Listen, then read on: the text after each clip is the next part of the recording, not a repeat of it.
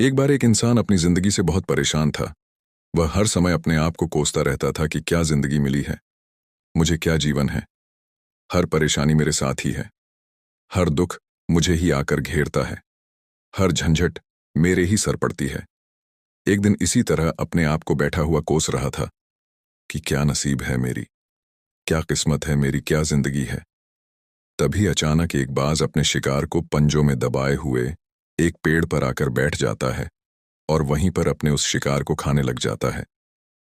यह परेशान आदमी जब उस बाज को देखता है तो कहने लगता है कि क्या जिंदगी है इसकी, क्या जीवन जी रहा है मजे का। ना इसे खाने की चिंता, ना पीने की, ना पहनने की, और ना ही परिवार की शिकार करता है। और मस्त खुली हवाओं में कभी इधर घूमता है, कभी उधर घूमता है, सारे दिन आसमान में उड़ता रहता है। असल जिंदगी तो यही है, जीवन तो यह जी रहा है।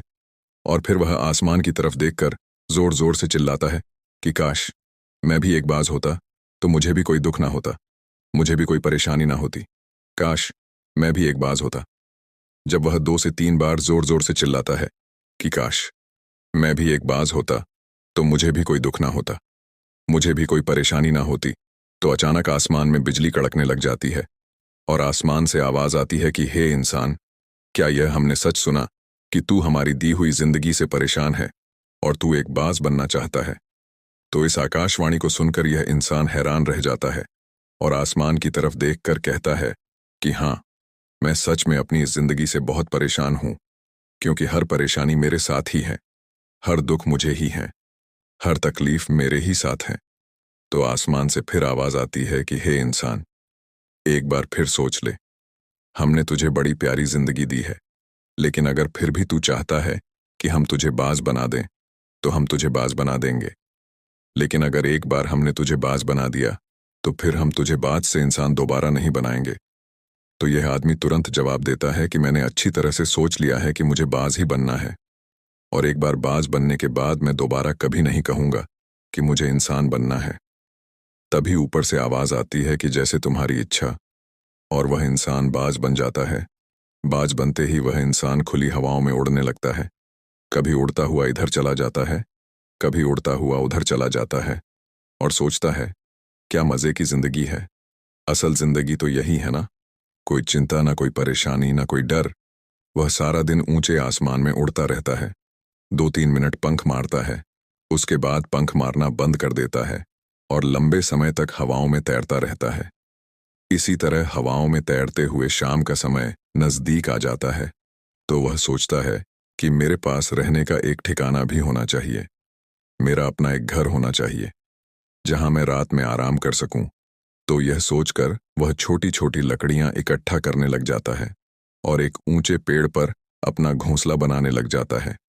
एक एक लकड़ियां इकट्ठा करके वह अपने लिए एक सुंदर सा घोंसला तैयार कर लेता है और रात में उसी में सो जाता है और सोचता है सुबह उठकर शिकार भी करूंगा, और सुबह उठकर फिर से मौज मस्ती भी करेंगे, खुली हवाओं में उड़ेंगे। सुबह होते ही वह शिकार की तलाश में निकल पड़ता है, हवाओं में उड़ता रहता है। ऊपर से जाकर देखता है कि कहीं जमीन में मुझे कोई शिकार नजर आए तो मैं तुरंत जाकर उसे दबोच लूं और वहीं पर खा लूं। लेकिन उसे कोई शिकार नजर नहीं आता। काफी समय बीत जाता है, वह लगातार ऊंचाई से शिकार को ढूंढता रहता है, लेकिन उसे कोई शिकार नहीं मिलता।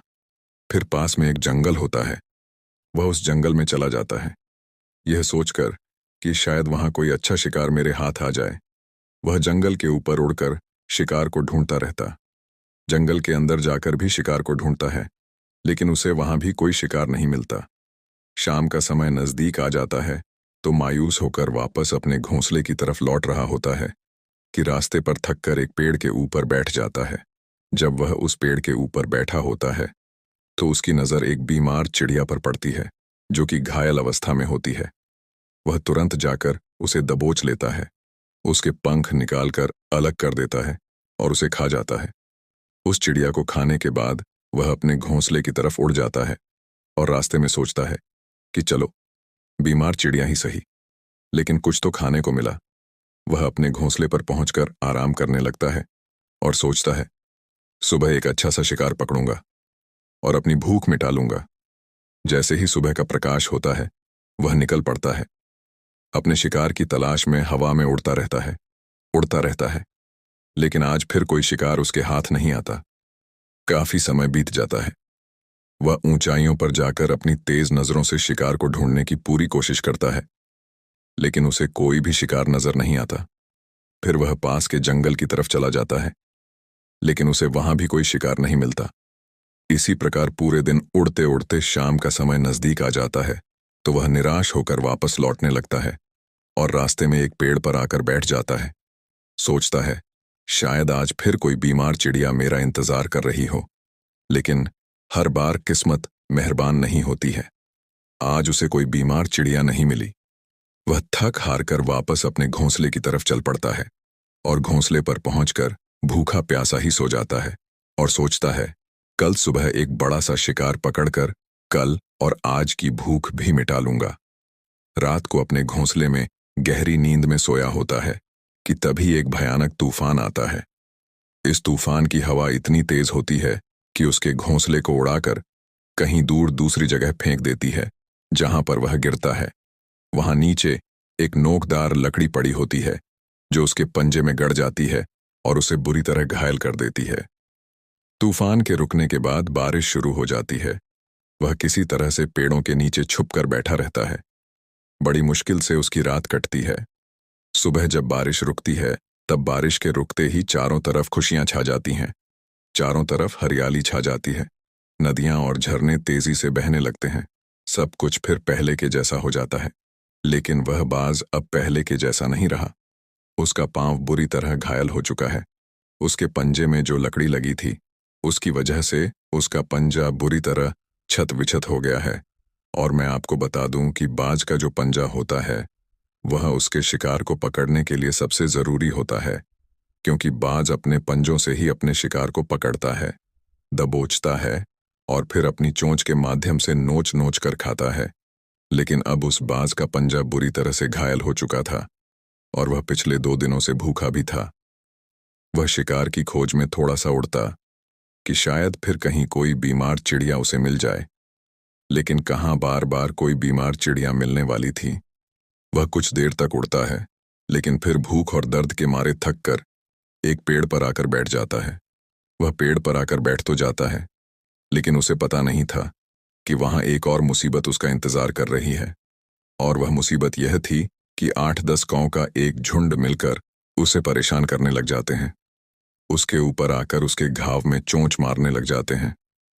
उन्हें भी पता चल जाता है कि बाज घायल है और भूख की वजह से कमजोर भी है। वह बाज उनसे बचने के लिए थोड़ा सा उड़ता और बैठ जाता है। उनसे पीछा छुड़ाने का प्रयास करता है, लेकिन कौवों का झुंड फिर उसके पीछे आ जाते, फिर उड़कर थोड़ी दूर चला जाता है। वह उसका पीछा नहीं छोड़ते और बार बार उसके पास आकर उसे परेशान करते हैं। कौवे अक्सर बाज के साथ ऐसा करते हैं, लेकिन फिर बाज भी उनके साथ एक खेल खेलता है। जब कौवों का झुंड बाज को परेशान करता है और उसका पीछा नहीं छोड़ते, तो बाज हवा में सीधी उड़ान भरने लग जाता है। वह तेजी से सीधा ऊपर की ओर उड़ने लग जाता है। कौवे भी उसके पीछे उड़ते हैं, लेकिन कुछ देर तक उड़ने के बाद कौवे ऐसी ऊंचाई पर पहुंच जाते हैं जहां पर उन्हें ठीक से ऑक्सीजन मिलनी बंद हो जाती है। उनका दम घुटने लग जाता है, उनकी सांस रुकने लग जाती है। तो फिर वह वहां से ऊपर नहीं जा पाते, पर क्योंकि बाज तो बादलों से भी ऊपर उड़ सकता है, इसीलिए वह ऊपर चला जाता है।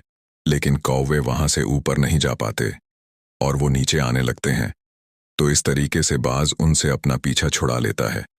किसी तरह भूख और घायल हालत में एक दिन गुजरता है, दूसरा दिन गुजरता है, तीसरा दिन गुजरता है, लेकिन उस बाज की हालत में कोई सुधार नहीं हो रहा था। उसकी हालत बद से बदतर होती जा रही थी। चौथे दिन जब वह बिल्कुल खत्म होने पर आ जाता है, उसके अंदर बिल्कुल ताकत नहीं बचती और उसका शरीर उसका साथ छोड़ने लगता है। तो यह किसी तरीके से उड़कर पास ही इंसानों के एक हॉस्पिटल की छत पर आकर बैठ जाता है और वहां से आने जाने वाले मरीजों को देखता है और अपने आप से कहता है कि काश आज मैं एक इंसान होता, तो ऐसे छोटे मोटे जख्मों का हॉस्पिटल से इलाज करवा लेता, या किसी को बता देता कि मैं भूखा हूं, परेशान हूं, मेरे साथ ये परेशानी है। लेकिन आज मैं एक ऐसा बेजुबान परिंदा हूं जो किसी से कुछ नहीं कह सकता। किसी को अपना दुख नहीं बता सकता, किसी से कोई मदद नहीं मांग सकता।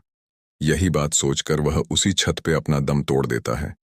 वह अपनी जान की कुर्बानी तो दे जाता है, लेकिन साथ ही साथ हमें यह सीख भी दे जाता है कि आपको जैसा बनाया गया है, आप जैसे भी हो, उसी में खुश रहो और उसी में बेहतर करने की कोशिश करते रहो।